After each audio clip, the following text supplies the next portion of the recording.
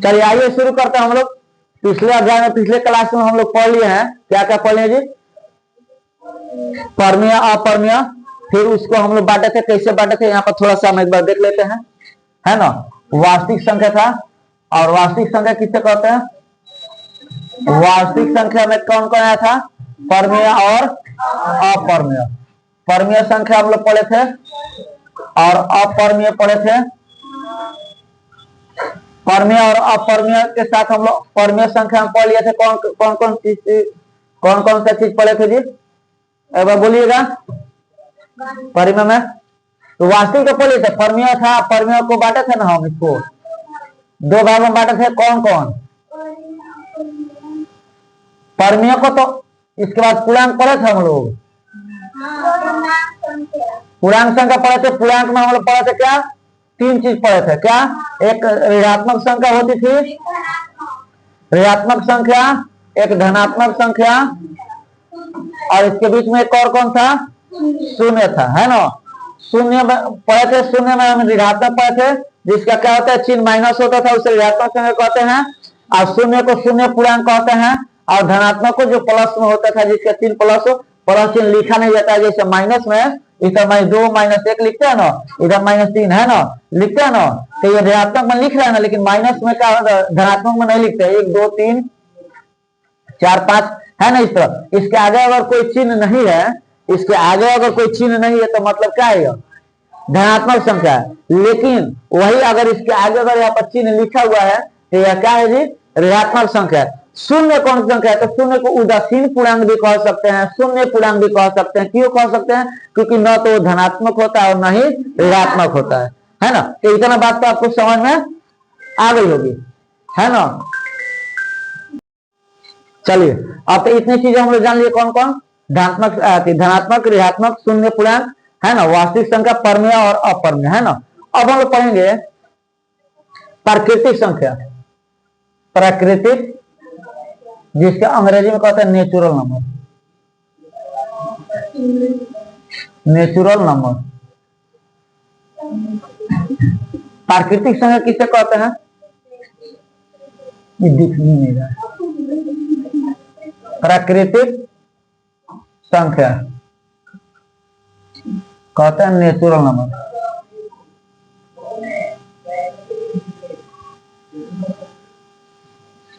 Natural number किसे कहते हैं? गिनती की संख्या को प्राकृतिक, है ना। या ऐसे भी कह सकते हैं, गिनती की संख्या प्राकृतिक संख्या कहते हैं, या वैसी संख्या जो एक से शुरू होकर अनंत तक जाती है या अनंत की ओर जाती है, उसे कहते हैं प्राकृतिक संख्या। तो सिंपल बात यह लिख लीजिए, गिनती की संख्या को, गिनती के संख्या को, गिनती के संख्या को क्या कहते हैं हम? प्राकृतिक संख्या कहते हैं। प्राकृतिक संख्या कहते हैं। किसे कहते हैं? गिनती की संख्या को प्राकृतिक संख्या कहते हैं, है ना। अब देखिए, और ये कहां तक जाता है? एक से, इसे सूचित किसे कहते हैं? कहते हैं n से। किसे सूचित करते हैं? प्राकृतिक संख्या को n से सूचित करते हैं। और इस तरह n बराबर हम लिख सकते हैं 1 2 3 4 5 6, है ना। इस तरह बढ़ती हुई जाएगी, है ना। अब देखिए, जितने धनात्मक संख्या है, जितने धनात्मक संख्या है, सबको हम क्या कहते हैं? प्राकृतिक संख्या कहते हैं। ध्यान से समझिएगा, जितने धनात्मक संख्या सब प्राकृतिक संख्या होगा, क्योंकि जीरो तो ना धनात्मक है ना ऋणात्मक है। जीरो तो ना धनात्मक में आएगा ना ऋणात्मक में आएगा, तो किसको कहेंगे तब? तो जितने प्राकृतिक संख्या है सब धनात्मक है, अतः सभी धनात्मक संख्या प्राकृतिक संख्या है, या सभी प्राकृतिक संख्या कौन सी है? धनात्मक संख्या है ना। अब ऐसे भी बता सकते हैं कि धनात्मक संख्या शून्य संख्या नंबर किधर होता है? तो शून्य के किधर? बाईं ओर स्थित होता है, और दाईं ओर क्या होता है? ऋणात्मक संख्या होता है। अब इसमें अगर आपसे पूछेगा कि सबसे छोटी प्राकृतिक संख्या, सबसे छोटी प्राकृतिक संख्या इसमें कौन होगा? सबसे छोटी प्राकृतिक संख्या इसमें कौन होगा? एक होगा। क्या होगा? एक होगा। सबसे छोटी प्राकृतिक संख्या अगर आपके एग्जाम में पूछेगा ना, जीरो प्राकृतिक संख्या थोड़ी है, बताओ। जीरो प्राकृतिक संख्या है? नहीं है। अब बताता है पूर्ण संख्या। पूर्ण संख्या किससे कहते हैं? हाँ है ना, शून्य मिला है ना, शून्य सहित प्राकृत संख्या को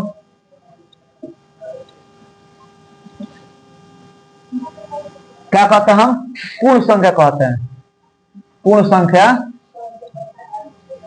कहते हैं। किसको? शून्य सहित, मतलब क्या? शून्य मिला हुआ है उसमें, शून्य के साथ प्राकृत संख्या अगर आ गया तो इसको क्या कहते हैं? हम पूर्ण संख्या कहते हैं, इसको होल नंबर कहते हैं। हाँ होल नंबर क्या कहते हैं? इसको होल नंबर कहते हैं। इसको हम डब्ल्यू से यूज कर देंगे। ये किससे लिखा है? 0 1 2 3 4 5 6 7 है ना, ऐसा लिखा तो हो जाएगा, है ना। तो अब यहाँ पर देखिए ये कौन सा हो गया? पूर्ण संख्या हो गया। अब पूर्ण संख्या कहाँ से शुरू हुआ? 0 से शुरू होगा और कहां तक जाएगा? तो इन्फिनिटिव तक चला जाएगा। ये भी पूर्ण प्राकृत संख्या इन्फिनिटिव तक जाएगा। ये भी इन्फिनिटिव मतलब अनंत। हाँ बोलिए। प्राकृत संख्या में 0 नहीं रहता है। एक से संख्या जब शुरू हो रही ना 1 से, यानी कि गिनती हम कहां से पढ़ते हैं? एक ही से पढ़ते हैं, तो इसलिए गिनती की संख्या प्राकृत संख्या कहते हैं। और इसके आगे यहाँ पर शून्य को मिला देते हैं तो इस संख्या के समूह को क्या कहते हैं? हम पूर्ण संख्या कहते हैं। क्या कहते हैं? पूर्ण संख्या। अगर यहाँ पर पूछेगा सबसे छोटी पूर्ण संख्या तो क्या बताइएगा? सबसे छोटी पूर्ण संख्या कितना होगा? 0। क्या है? 0 है। अच्छा, तो जब सबसे छोटी पूर्ण संख्या कौन है? 0 है। अच्छा, इसके साथ और भी कुछ आप बता सकते हैं? एक चीज और आप बता सकते हैं। इसमें क्या बता सकते हैं? तो सभी प्राकृत संख्या क्या है जी? पूर्ण संख्या है। क्या है? पूर्ण संख्या है। सभी प्राकृत संख्या क्या है जी? पूर्ण संख्या है। लेकिन सभी पूर्ण संख्या प्राकृत संख्या नहीं है। सभी पूर्ण संख्या क्या है जी? प्राकृत संख्या नहीं है। अब यहां देखिए इस सबसे छोटी पूर्ण संख्या तो 0 हो गया, ठीक है। अब ये देखिए, और सभी प्राकृत संख्या को पूर्ण संख्या कह सकते हैं। क्यों कह सकते हैं? देखिए, अगर 0 को हम हटा देते हैं, 0 का हटा देते हैं, कौन सी संख्या आपको दिख रही है बाबू? सही। अब 1 से शुरू हो रही है तो प्राकृत संख्या ना कहेंगे उसको, और 0 को मिला देंगे पूर्ण संख्या। और तो अब बताइए कि यानी कि सभी प्राकृत संख्या पूर्ण संख्या में है कि नहीं है ना? तो सभी प्राकृत संख्या पूर्ण संख्या कह देंगे, लेकिन सभी पूर्ण संख्या प्राकृत संख्या नहीं होगी। जैसे 0 को हम क्या कह सकते हैं? पूर्ण प्राकृत संख्या कहेंगे? नहीं ना कह सकते। वो कब जब होगा तब पूर्ण संख्या होगा। तो सबसे छोटी पूर्ण संख्या कौन होगा? 0 होगा। और ये वाला है जो प्राकृत संख्या जो स्टेटमेंट लिखा है, इसको नोट कर लीजिए। अब हो गया ये प्राकृत संख्या, पूर्ण संख्या। अब इसको हम बांटते हैं भाज्य और अभाज्य संख्या में। तो बताइए भाज्य संख्या किसको कहते हैं? भाज्य। इसको हम भाज्य संख्या को एक और नाम से जानते हैं जिसका नाम है यौगिक संख्या, है ना। इसको यौगिक भी कहते हैं, अंग्रेजी का कंपोजिट नंबर। हाँ, कंपोजिट नंबर किसको कहते हैं? जिसका 2 से अधिक गुणनखंड हो, है ना। वैसी संख्या जिनका क्या हो? 2 से अधिक गुणनखंड हो, वही संख्या जिनका 2 से अधिक गुणनखंड हो, उसे क्या कहते हैं? उसे भाज्य संख्या कहते हैं। हाँ, यौगिक लिखा है ना, उसे भाज्य संख्या कहते हैं। क्या हो? 2 से अधिक गुणनखंड। अच्छा, गुणनखंड किसे कहते हैं? आपको बताएं गुणनखंड तोड़ने के लिए। मतलब वो सभी संख्या जो एक संख्या को विभाजित करती है, तो जिसको विभाजित करती है वो सभी संख्या, उस संख्या क्या कहलाती है? गुणनखंड कहलाती है। तो जिसका 2 से अधिक गुणनखंड होगा उसको हम क्या कहते हैं? भाज्य संख्या कहते हैं। ऐसे भी कह सकते हैं कि वैसी संख्या जो अपने और एक के अलावा किसी अन्य संख्या से विभाजित हो जाए। मतलब वैसी संख्या है जो अपने तथा एक के अलावा किसी अन्य संख्या से भी क्या हो? विभाजित हो जाए, उसे क्या कहते हैं? हम भाज्य संख्या कहते हैं, है ना। जैसे में क्या होगा? जैसे में एक भाज्य संख्या होगा, नहीं होगा। दो, दो का भी केवल दो गुणखंड है, वो भी भाज्य संख्या नहीं होगा। तीन, तीन का भी केवल दो ही गुणखंड है, वो भी भाज्य संख्या नहीं होगा। चार, चार का गुणखंड क्या होगा? चार किससे किससे विभाजित होगा? चार, एक से कटेगा, दो से कटेगा और चार से कटेगा। तीन गुणखंड होगा ना चार का, यानी कि चार का हो जाएगा, भाज्य संख्या हो जाएगा। उसके बाद कौन संख्या होगा? बोलिए। 6। उसके बाद ना 9 भी होगा, 10 होगा, 12 होगा, 14 होगा, 15 होगा, 16 होगा, 17 नहीं होगा, क्योंकि 17 और एक और 17 का किस चीज में डिवाइड होता है ना। 18 होगा, 20 होगा, 21 होगा, 22 होगा, इस तरह बहुत सारी संख्या है, माने इस तरह आगे बढ़ता जाएगा, है ना।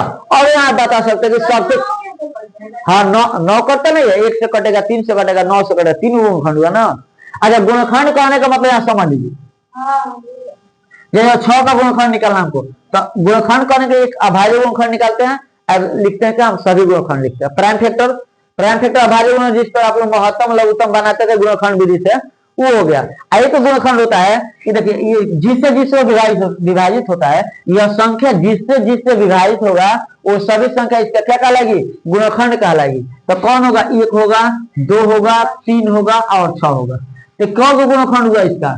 4 गो गुणखंड हुआ, 4 गो गुणखंड हुआ ना। तो इस तरह जिसका 2 से अधिक गुणखंड होगा वो भाज्य संख्या होगा, और जिसका केवल 2 गुणखंड होगा, अभी लिखवा रहे हैं, उससे क्या कहते हैं? अभाज्य संख्या कहते हैं, है ना। तो अब यहां सुनिए, ये आपका क्या होगा? भाज्य संख्या। तो सबसे छोटी भाज्य संख्या क्या लिखोगे? सबसे छोटी भाज्य संख्या,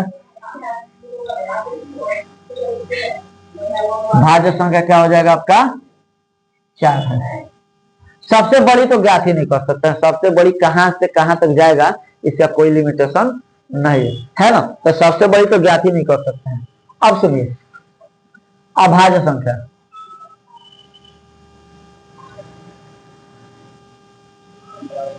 प्राइम नंबर,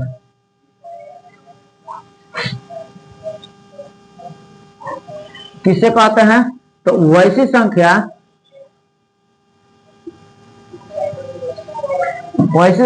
जिनका क्या हो? केवल दो गुणखंड हो।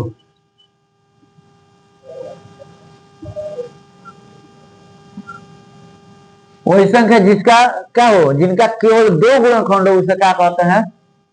उसे अभाज्य संख्या कहते हैं। उसे अभाज्य संख्या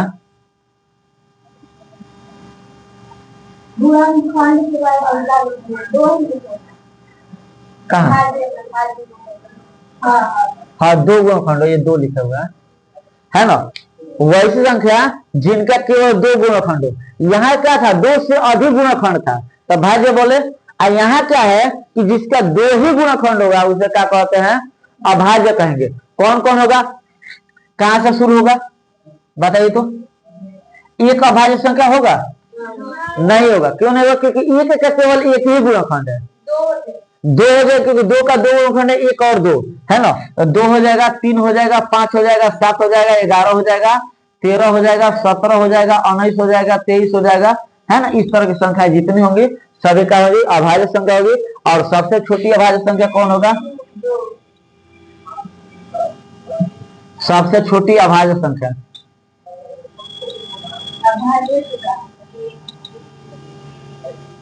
क्या? 2 होगा। अब भाज्य का 4 होगा, है ना। और सबसे छोटी अभाज्य संख्या क्या होगा? 2 होगा। ठीक है। सम संख्या, सम किसे कहते हैं?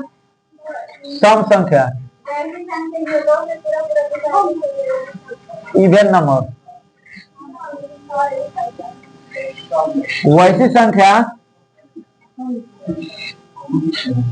जो 2 से पूरी विभाजित हो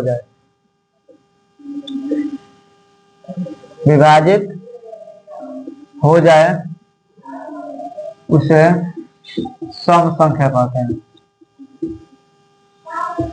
सम संख्या कहते हैं। ठीक। जो 2 से क्या हो? जो 2 से पूरा विभाजित हो जाए उसे क्या कहते हैं? हम सम संख्या कहते हैं। जैसे में 2 4 6 8 10 है ना, ये सब क्या हो जाएगा, सम संख्या हो जाएगा। इसके बाद होता है विषम संख्या। हाँ अब सुनिए, पूरी पूरी कहते हैं, पूरी पूरी बात, पूरी पूरी, हाँ सुनिए, आप लिखे हैं तो छोड़ दीजिए भैया। ऑड नंबर बताइए किसे कहते हैं, बोलिएगा एक बार। वैसी संख्या बोलिए जो 2 से हाँ पूरी पूरी विभाजित न हो, पूरी पूरी विभाजित न हो, उसे विषम संख्या, विषम संख्या कहते हैं, है ना। उसे क्या कहते हैं, वैसे संख्या जो 2 से पूरी पूरी विभाजित न हो, उसे क्या कहते हैं हम, विषम संख्या कहते हैं। जैसे क्या होगा यहाँ पर, 1 3 5 7 9 11 13, है ना, ये विषम संख्या हो गया, है ना। अब यहाँ समझ लीजिए कि सबसे छोटी सम संख्या किसे कहेंगे, सबसे छोटी सम संख्या, सम संख्या होगा 2। सबसे छोटी विषम संख्या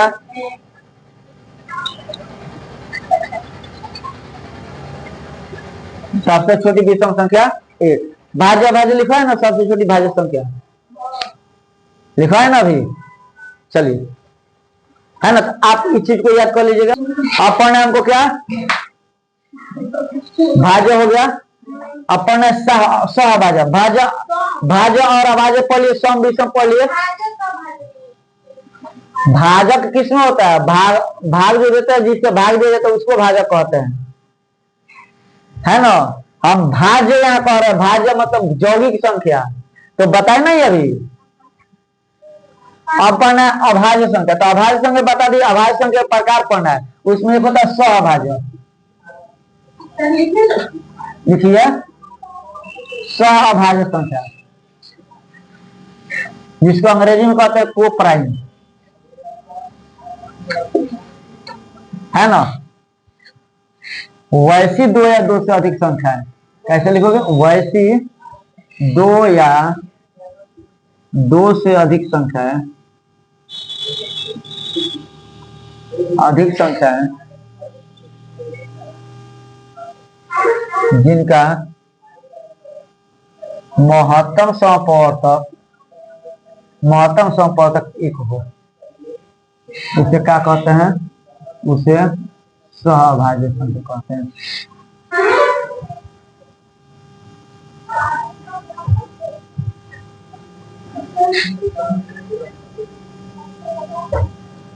उसे क्या कहते हैं, सहभाज्य संख्या कहते हैं किसको, जिसका महत्तम समप्रवर्तक कितना हो, 1 हो। जैसे में आपका आ जाएगा 2 3 3 4 3 4 5 भी हो जाएगा, 2 नहीं 3 4 5 हो जाएगा, 5 6 7 हो जाएगा, है ना, इत्यादि। इसको क्या कहते हैं हम, इसको क्या कहते हैं हम, इसको कहते हैं सहभाज्य संख्या। अब होता है, अब क्या होता है, सहभाज्य संख्या बाद क्या पढ़ते हैं हम लोग, द्वितीय भाज्य संख्या, जिसको यमज भाज्य भी कहते हैं, द्वितीय भाज्य या इसको यमज भाज्य भी कहते हैं, जिसको ट्विन प्राइम कहते हैं, ट्विन प्राइम। इसको किसे कहते हैं, इसको वैसी अभाज्य संख्या है, वैसी, है ना, वैसी 2 अभाज्य संख्या है, वैसी 2 अभाज्य संख्या है जिनके